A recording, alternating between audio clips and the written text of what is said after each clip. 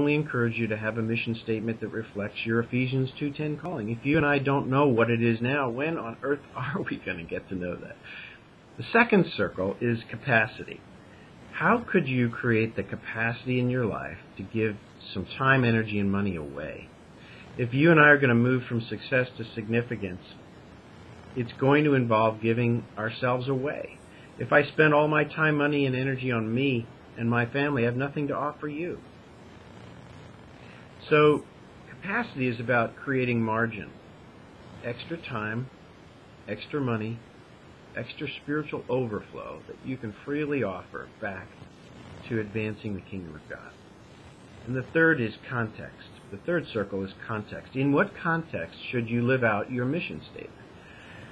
What organization? What role in that organization? Or is there a blend of roles?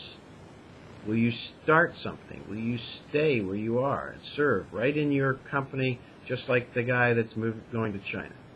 And or will you join something that's already happening? Joe joined in on our multi-site strategy. Linda started something brand new. And if you think about those three circles, if you could just simply write down clearly your answers to those three and look for a place of convergence in the middle, that would describe your best contribution in partnership with your church family to transform your community for Jesus. Let me give you just a couple of next steps, and then we'll stop. First is, I encourage you to read and talk about what you're reading with your husband or wife. Don't go on this journey together, alone, rather. Go on this journey with those you love. Sit down with some friends. Take Brian to coffee or Pastor Ireland and just open up with a conversation about what's in your heart. So number one is read and talk about it. Number two, get into a group with your peers right there and process this. There's easy curriculum to do that. And number three is, if you know that this is exactly where you are, that I've just described what's been going through your head and you felt like you were the only one thinking this way, get a halftime coach. They will guide you, and they're trained and equipped to guide you through this process one-on-one. And I've spent 10,000 hours over the last 15 years guiding people like you through this journey. We have a team of coaches all over the country. And then fourth, we offer something called the Halftime Institute, which is a 26-hour experience in Dallas with Bob Buford and our team. It's an intensive way to get a jump start on this. So, Brian, let me stop there if that's okay, and then I'm going to just hang out and be a part of your conversation as much or as little as you would like. If it's the little, you won't hurt my feelings. Well, first of all, can we just give Lloyd a hand? Thank you. See, I've had an opportunity to go through the journey with him, and I've been blessed, and I just want you to be blessed as well. Right? He just does a great job of just really making things simple, but he also challenges us. We have time for maybe one or two questions. I think Pastor David has a question, so I'll let him start. Good morning to you, Lloyd. Hey, great to meet you, Pastor David. It's good seeing you, and I love this technology of Skype and being able to connect electronically across the country. Yeah, I appreciate you taking time out of your schedule just to enter into our world and to intersect our lives at this strategic time. I want to ask a question I think others in this room also have, and that is, what role does courage play in making this decision to really inspect this halftime season of our lives and then to implement whatever findings are the outcome of this journey? Well, that's a big question.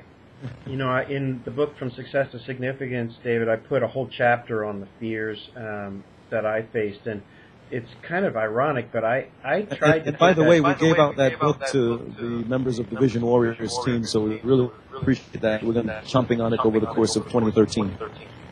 Oh, great.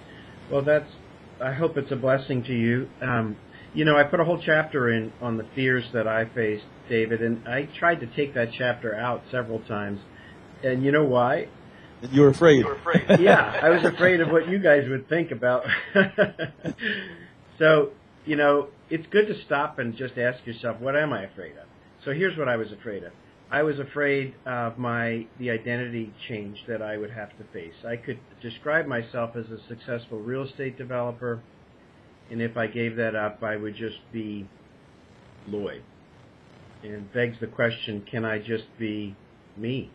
And I've learned, of course, through these years that the only thing that gives me any sure and lasting identity is that the creator of the universe happens to be in love with me, wants to do life with me, wants me to partner with him to change the world one person at a time. That identity will never go away in a down market. The second thing I was afraid of is the comfort issue and security of having a big income and the comforts that come from that. And once again, our country could be thrown into crisis in any minute, and all the things that you and I rely on for security could be out the window. And so how does a global thinking Christian prepare to be available to live out God's calling, regardless of what happens around them? Well, might as well face it now when we're living in relatively good times, because we don't know what's coming. And so Linda and I chose to keep our center of gravity low, and that gives us flexibility.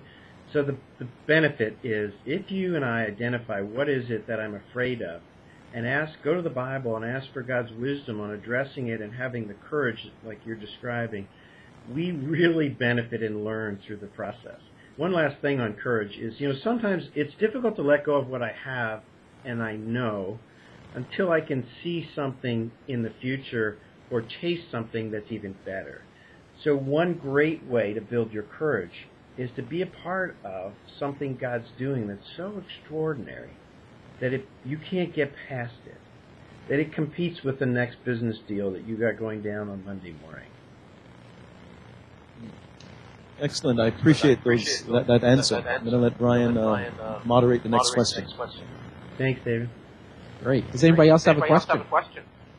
Can you come up to the mic right there? All right, I'm going to come to you. Hi. I'm going to speak for myself.